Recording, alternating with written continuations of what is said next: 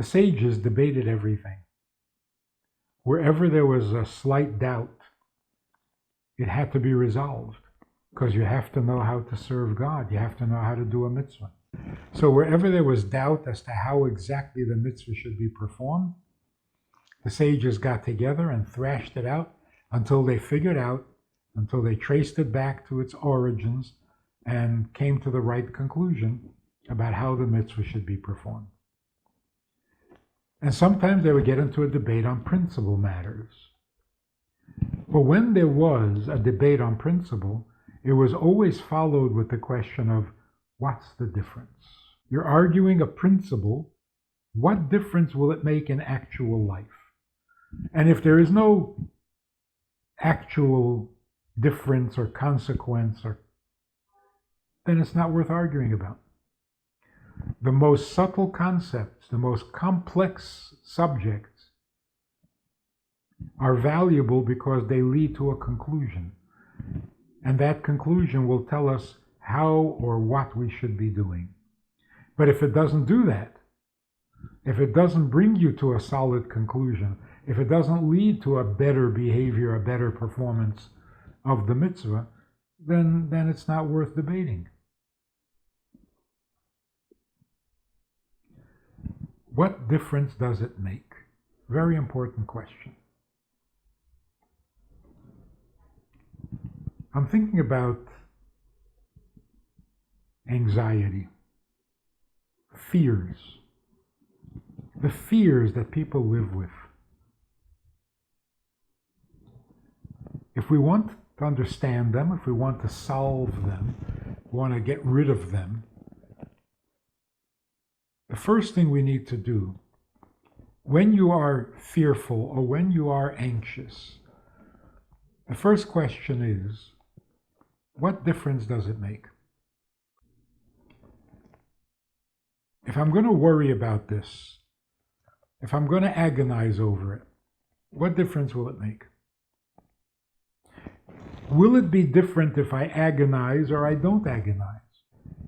Is there a difference between my fears, which I feel and think about and bite my nails over and stay awake at night and pop pills to calm myself down, or the guy next door who hasn't even thought about it? What difference is it? What's the difference between the worrier, the guy who worries, and one who doesn't worry? There is no difference.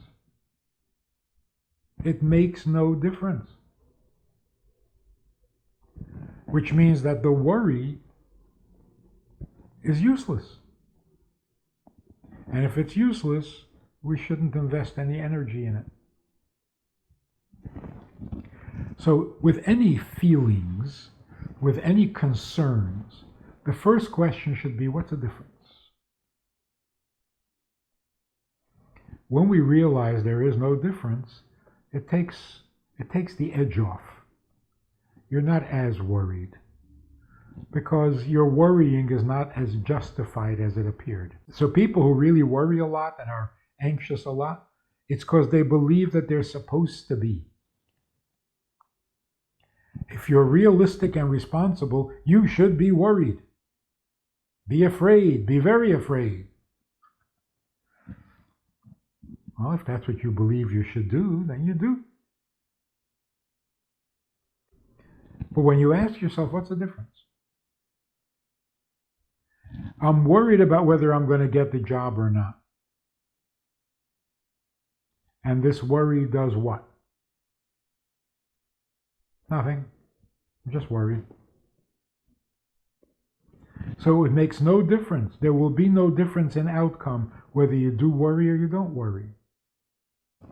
The previous Rebbe's brother was a very special man.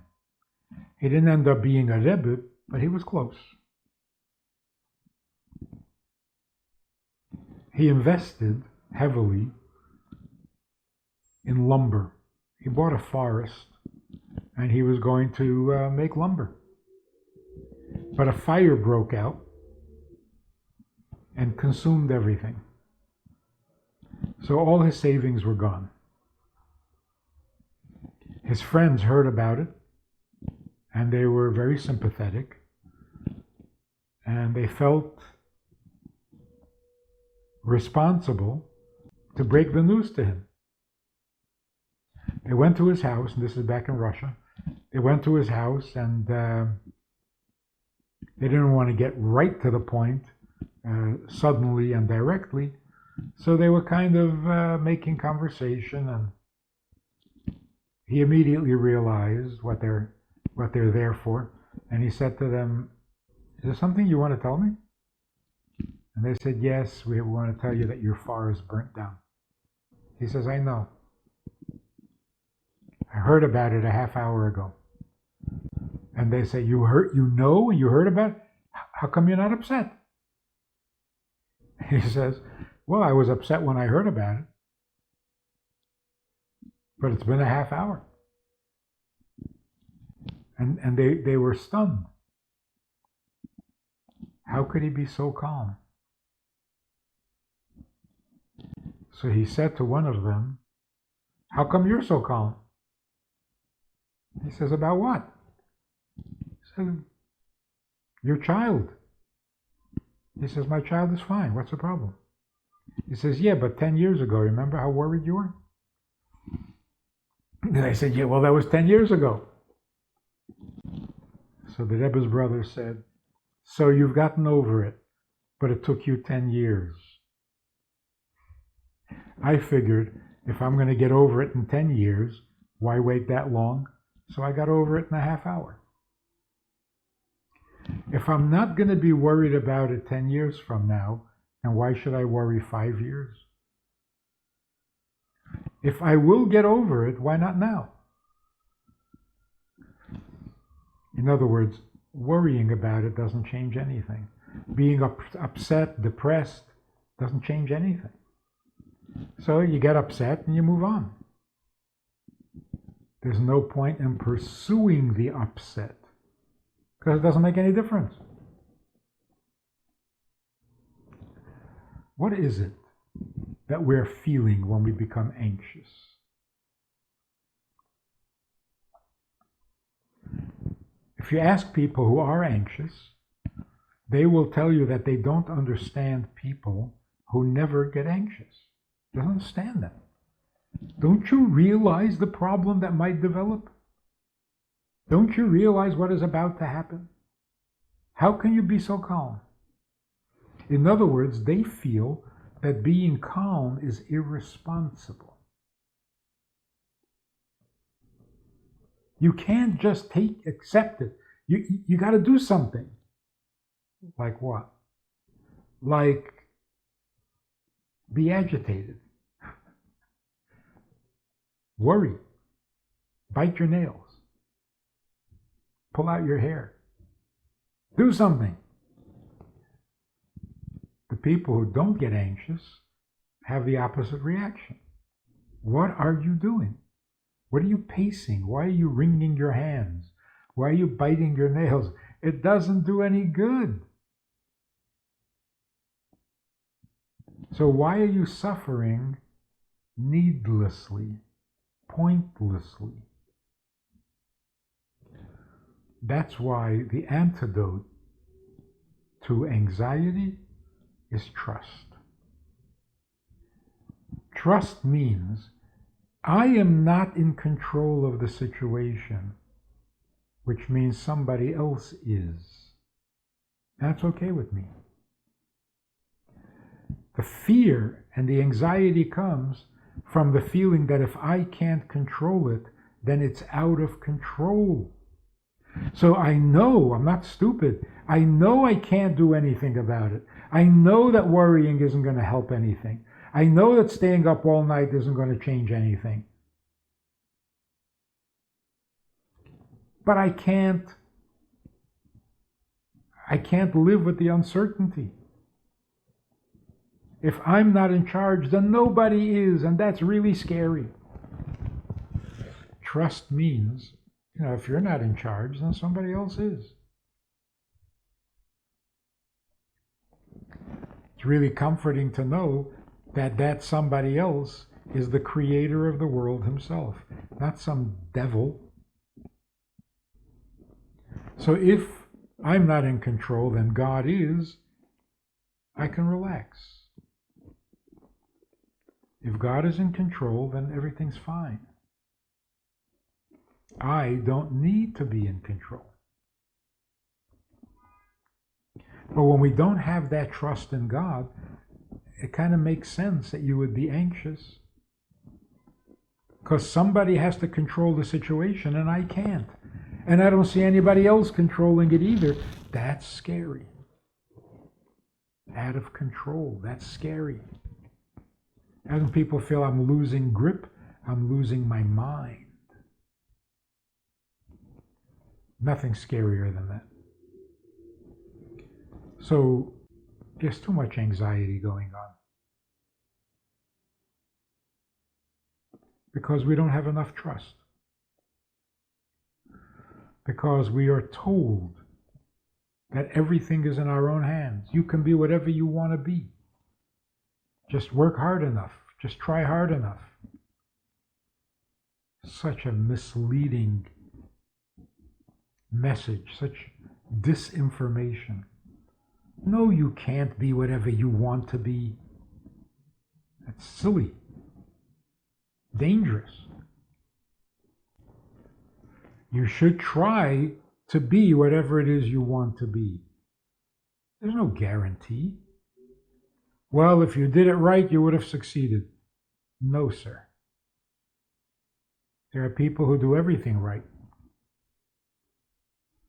They don't get the success they're hoping for. And there are people who do everything wrong and it turns out wonderful. So we need more trust, and we need to stop blaming ourselves for things we can't control. It's an exaggerated self-importance. It's okay that I am not in control. I never was. Now, with some people who are kind of flighty, and they say, oh, something happened, I lost control. You didn't lose control. You've never been in control. And that's okay. It's God's world. He's in control. That's good enough for me. That leaves me free to try to do some good. I'm not Atlas. I don't have to hold up the world. He can't go anywhere. He can't do anything. He's got the world on his shoulders. So, trusting,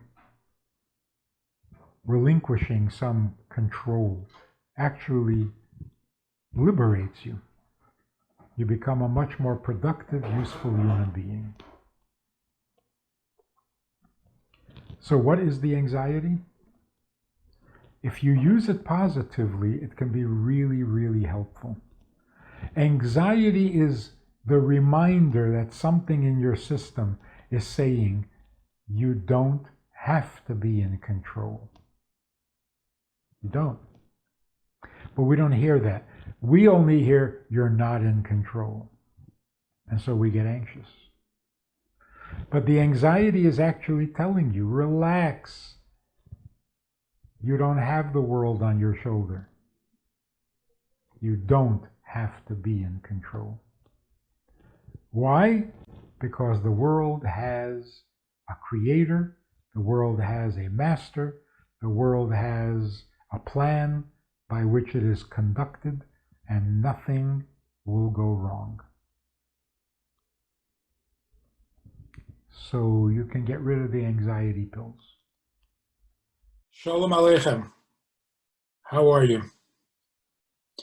You know, I do a lot of talking, a lot of Zooming, many classes, many subjects, but that's all formal stuff.